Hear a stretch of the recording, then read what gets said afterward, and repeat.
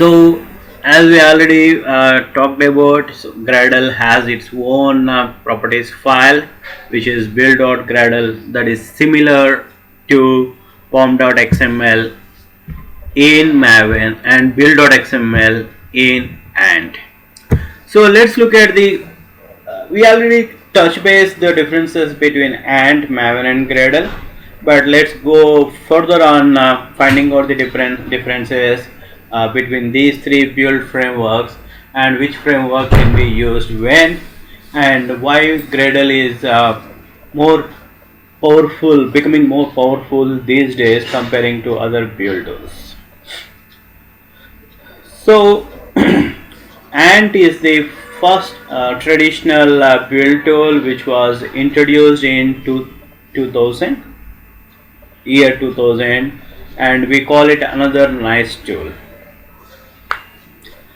We call it another nice tool because before Ant there were very less tools available in the market which were used for building and deploying the application. With the introduction of Ant, we made the process faster and user friendly. That's the reason we call it nice tool, and most of the people used Ant in most of the early stages of their development in the year 2000. And then Maven actually got introduced in the 2004, which is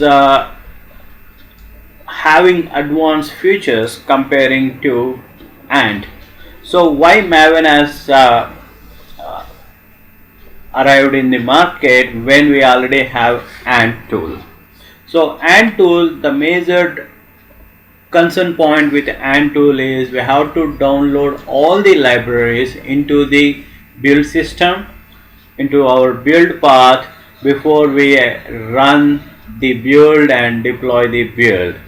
So there is no way we can make use of the internet to download the dependencies and then use those dependencies part of our build path. So whenever you are adding a new dependency, that dependency should exist in your class path or build path, then only Ant can build the application. But when it comes to Maven, it overridden that particular concern. It actually overcome that particular concern, and it provided a feature or proper feature that will actually first time when you are running, when you have the dependency management defined in Maven, based on the dependency management, it will go and fetch all the dependencies from the Maven Central or the local mirror image, which is your company location, Maven Central location. So, and then Maven will actually put that in .m2 repository. That is your local build system for Maven, or local Maven Central we can call it. So once you have the jar files in the local Maven system, you can directly make use of those .m2 repositories while building the application. Let's say you want to use a new jar, you want to maintain the version of the new jar, so you can directly define that new jar dependency in Maven. So you are not worrying about downloading that new jar and placing it in your build path. Rather, you are asking Maven to do that for you, and Maven actually go and download the new jar from the Maven Central, and then it can put it in your local .m2 repository, and that will make the life easy. So that is the major difference or major feature provided by Maven comparing to Ant. So to do this, actually Maven uses the XML based notations. We talked about them. And when it comes to the Gradle actually introduced in the year 2012. So Maven mostly providing all the features which are giving more flexibility towards building the application. But the major kind of disadvantage with Maven is we need to write too much code to do certain build actions, build executions in Maven. So as we discussed earlier, to have the dependency management or to define a new dependency, we have to write 5 lines minimum code, minimum scripts in your pom.xml file. But in Gradle, we already seen we are writing the one-liner code, one-liner script to have the package in your file system along with version and scope. So that is the advantage we are actually getting with Gradle comparing to both Ant and Maven, because Gradle is actually implemented based on the domain specific language, and DSL is more like a clear text, or it's like a free flow comparing to XML based structural language.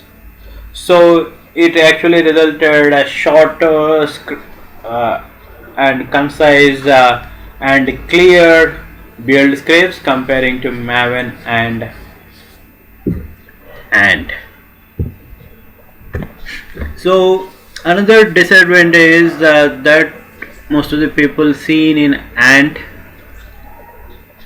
Maven, especially Ant, when you want to add a new jar you have to download it, and when you are actually implementing the build scripts for complex projects which are having tens of modules, then we have to write the XML based notations for all the 10 modules, and that will increase this complexity when there is interdependency between these modules. So there is a very clear chance of the duplication, because you are using the same script in both in different modules, or same dependency in different modules. So there causes a duplication of the dependency management. Yeah, it is more similar to Ant, but the advantage we are getting with Maven is we can have the parent POM, and parent POM actually can have the root level or project level dependency that can be inherited by child POMs. So we can have the inheritance concept here. Whatever the dependencies defined at the parent going to be used in the child form, and when you run the parent form it can include all the child forms of every module in the project. So as we talked, like, we don't need to worry too much about having all the libraries in the build path before we start execution of the project, or before we build the application. And you have the dependency with Maven comparing to Ant. In Maven, dependency management actually have the duplication. Let's say we have 1.x version and 2.x version, so dependency management may not track them, so that we need to have the dependencies again in different modules when we are actually using multiple versions. There is a major disadvantage we are seeing with Maven because of duplication of work. When there are different versions of applications available, when there are different versions of dependencies available and used by the project, or multiple modules in the project. So that was the triggering point for Gradle. Especially Gradle maintains its own dependency management engine, dependency resolution engine, so you need not to worry too much about the dependency management in Gradle comparing to Ant and